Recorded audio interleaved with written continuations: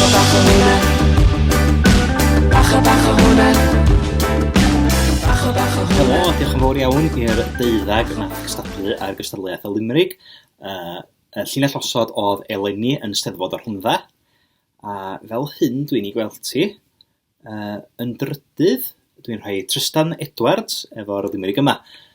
Eleni yn Steddfod yr Rhondda, cam gafwyd pam na ddaeth yn gynta. Dy lais oedd yn ber ar y beirniadu, mor fler, mewn fan clwb Rhys Meirion o'r dyrfa. Llinell glo ddoniol iawn y fanna.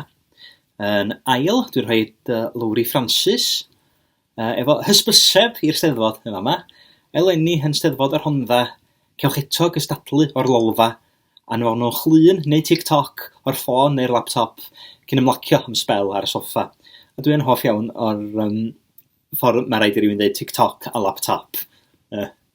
Limerick bach digon smala.